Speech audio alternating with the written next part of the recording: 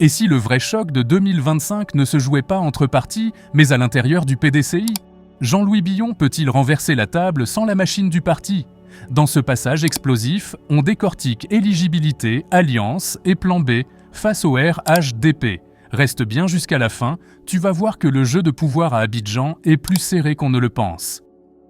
Il va leur demander les parrainages. Donc aucune volonté de démarcher. Non, aucune volonté intrinsèque à Jean-Louis Billon de dire non, je vais voir mes employés. Parce que les employés, il n'est pas dépositaire de ses employés. Si maintenant nous considérons que Jean-Louis Billon est le patron des employés, c'est d'accord, oui. Mais il ne peut pas dire dans les 43 000 personnes qui travaillent pour Jean-Louis Billon, ben, il y en a d'autres peut-être qui sont peut-être RHDP, qui sont TAN, qui sont PDCI. Mais on a un problème de parrainage. Voilà. Le parrainage, il va rien, c'est élargi. Le parrainage, il est citoyen. Voilà, c'est un parrainage citoyen. Je peux parrainer Maître Didier Kakou et voter Rose Béou. Je suis tout à fait d'accord, donc mais on à peut partir pas, du moment où il ne faut pas avancer ça. Moi, je ne suis pas d'avis qu'on avance. Non, mais c'est pour ça qu'on a... Voilà, vous avez démenti. Non, mais c'est important. C'est une affirmation importante. Moi, je pense qu'on aura besoin de vérifier cette information. Il faut retirer ce alors, le parrainage, il est politique. Non, il faudra... Le parrainage, il faudra... Il est citoyen dans la mesure où moi, Jean-Paul Oro, si j'accorde mon parrainage à Maître Kakou, ça veut dire que je trouve nécessaire et utile que Maître Kakou. Mais ça, c'est différent. Mais quand il y a une volonté d'aller chercher comme ça, là, il y a un problème, à mon avis, président. Bon, enfin, je pense que sur le plateau de tous accords, c'est pour ça qu'on est.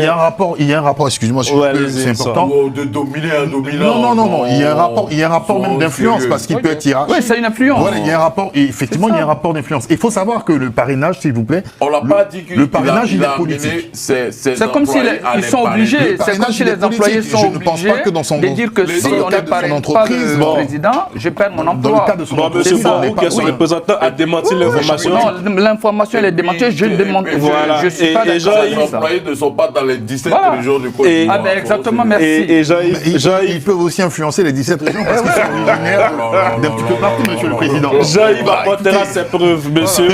On va avancer. On va avancer. Même Didier Kakou a dit sur le fait de partir sur le label de code pour cette élection. Non, c'est surtout, sûr. je parlais de la convention, le fait que voilà, il n'a pas participé aux deux conventions. Alors, c'est ça la question. Moi, oui. Je pense que M. Jean-Louis Billon, dans sa stratégie, n'a pas anticipé les déboires rencontrés par M. Thiam. C'est une erreur. Puisqu'aujourd'hui, on voit que M. Thiam, dans son parcours, a commis quelques bourdes qui, malheureusement, lui valent de ne pas compétir.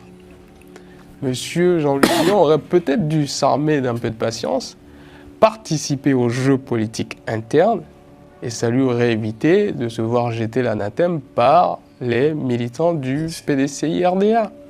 En participant aux deux conventions, puisqu'il n'a jamais eu l'intention de devenir président du parti, quitte à se faire battre, il aurait démontré sa discipline militante, il aurait évité d'être considéré aujourd'hui, Jean-Paul le disait tout à l'heure, comme celui qui est l'instigateur d'une dame comme Valérie Yapo pour les différents procès politiques qui ont été intentés donc, au président du PDCI. Et donc oui, pour répondre précisément à la question, il aurait, je pense, dû s'inscrire dans cette discipline militante-là et participer à un jeu politique interne au sein de son parti. Je ne vais pas parler par la place de M. Bonroux. Je pense que vous reprochez que les conditions n'étaient pas réunies pour... Non, mais il a toujours dit qu'il faut réunir des conditions afin de participer à une convention.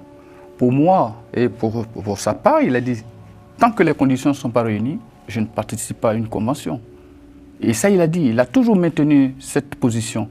Est-ce qu'il estime aujourd'hui que les conditions de l'élection présidentielle sont meilleures que celles c'est la même condition qui prévalait lorsque le PDCI a présenté des candidatures pour avoir des députés à l'Assemblée nationale. Pas forcément. Non, mais ils ont des députés à l'Assemblée nationale. Mais oui, mais voilà, en fait, donc, là, vous, Monsieur Borou, vous nous ramenez en fait d'accord dans un contexte en fait de 2020-2021. Oui, là, aujourd'hui, nous sommes dans un contexte où Monsieur Jean-Louis Billon participe aux élections présidentielles. Participe aux élections présidentielles. Oui. Et élections présidentielles dont la plupart des candidats disent que les conditions ne sont pas réunies. C'est eux qui le disent. Les mêmes conditions, pourquoi ils ont déposé les candidatures? Alors, mais ils ont déposé... déjà, de base, on peut déposer sa candidature, d'accord, même si les conditions ne sont pas réunies. Et si la CEI les acceptait, qu'est-ce qu'il ferait? Avec les si, moi, j'emploie la phrase... Non, c'est ce que je dis. J'emploie la phrase de M. Alassane Dramane Ouattara qui dit avec des si, on peut construire des châteaux. Exactement. Voilà, nous sommes dans un contexte... Il y a quelque chose qui est très clair. Les élections présidentielles, d'accord, en Côte d'Ivoire ne sont pas les élections, d'accord, d'un parti politique au niveau du PDCI. Les élections présidentielles en Côte d'Ivoire, nous savons déjà qu'il y avait des tractations politiques. C'est ça. Voilà, bien avant, la preuve, il y a eu un médiateur de l'ONU qui est passé voir M. Jean-Louis Billon, même ce week-end. Mais ça a produit quoi? Ah non, mais ça, je ne sais pas. On en parlera tout à l'heure. Il y a des tractations, d'accord, politiques. Il y a des tractations politiques pour que le cadre soit harmonisé, pour qu'il y ait une transparence, pour que tout le monde soit unanime. En fait, moi, ma condition, sans vous interrompre, quand vous parlez des conditions... vous venez de faire. Alors, moi, je dis... Non, mais oui, mais je vais partir tout de suite pour dire que quand on dit... Les conditions, quand les autres disent que les conditions ne sont pas réunies, mais au même moment où les conditions ne sont pas réunies, ils se sont empressés pour déposer des candidatures à la CEI. Ah non, ils ne se sont pas empressés. Non, mais ils ont bien déposé les candidatures. Mais bien sûr. Est-ce qu'ils ont déposé les candidatures? Le fait de déposer les candidatures n'empêchait pas qu'il y ait des tractations politiques. Non, mais est-ce qu'ils ont déposé les candidatures? Mais absolument. Est-ce que le fait de déposer des candidatures cautionne les conditions, valider un peu les conditions? Non, mais la rhétorique, c'est que... Attends. Là, le fait de déposer la candidature, en 2020, on a Béziers qui avait déposé sa candidature, on a Affi N'Guessan qui avait déposé sa candidature, ils étaient candidats, mais ça ne les a pas empêchés de faire le CNT. Je pense que le PDC, le RHDP, ou du moins, pour ne pas jeter, je vais dire, le propre sur l'institution en elle-même, la candidature du PDCI et du PPAC étaient des candidatures, déjà, ils étaient dans leur stratégie. On est candidat, et puis une fois qu'ils sont candidats, maintenant, ils pourront maintenant faire leur boycott. Voilà. On peut aussi envisager ce truc-là, cette stratégie-là. Donc, pourquoi vous pensez que le fait qu'ils soient allés déposer leur candidature, ça montre qu'ils voulaient aller aux élections?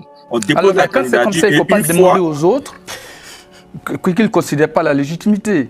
Parce qu'on demande aujourd'hui, vous demandez pourquoi est-ce que Billon il dépose sa candidature? Est-ce qu'il considère que les conditions sont réunies? C'est ce que vous me posez comme question. Oui, parce qu'il n'a pas déposé sa candidature pour une élection interne en considérant que les conditions n'étaient pas réunies. M. Billon l'a affirmé de lui-même, c'est vous qui...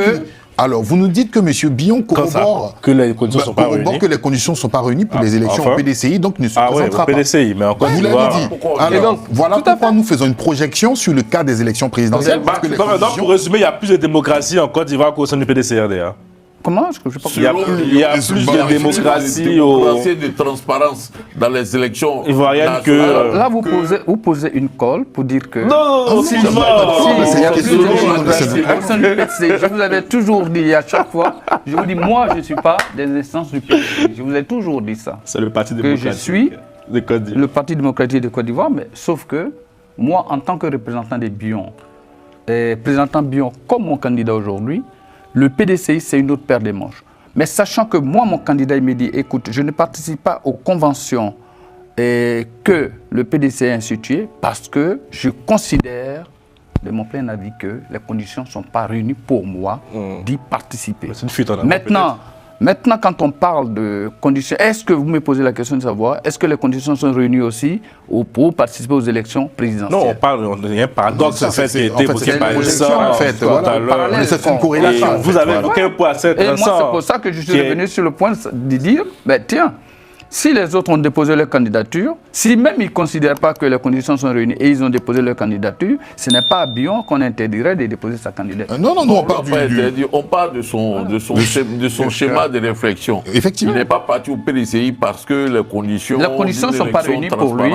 Transparentes n'étaient pas réunies. Au nom de cette grille, au nom de cette approche-là, nos co-débatteurs disent s'il est parti aux élections présidentielles, c'est que là-bas, les conditions sont plus réunies qu'au sein du PDCI. Mais là, c'est les élections présidentielles. Là, c'est les élections présidentielles. Pour répondre à cette question-là, c'est ça. C'est la différence. Les élections en interne, dans un parti, et les élections présidentielles, il y a une grande différence. Et c'est les élections présidentielles. Donc, moi, mon candidat, il a trouvé que pour lui, il est temps de participer, quelles que soient les conditions réunis ou pas réunis, là, vous nous donnez un autre de point, quelles que soient les conditions. À ces élections et d'aller de l'avant. D'accord, c'est une assertion qui diffère en fait. C'est une assertion qui diffère de ce qu'il avait dit auparavant. Qui diffère du PDCI, je dis bien du PDCI, oui. Mais Billon, il s'est apprêté déjà pour être candidat à l'élection présidentielle, que les conditions soient réunies au sein pour la Côte d'Ivoire tout entière, il y participe. Alors, Billon peut-il peser sans le PDCI ou risque-t-il l'isolement politique? Dis-le en commentaire. Indépendant courageux ou pari perdu? Si tu veux des analyses franches, sourcées, abonne-toi, active la cloche et laisse un like. Ça nous aide à sortir des contenus sans langue de bois sur les coulisses du pouvoir en Afrique.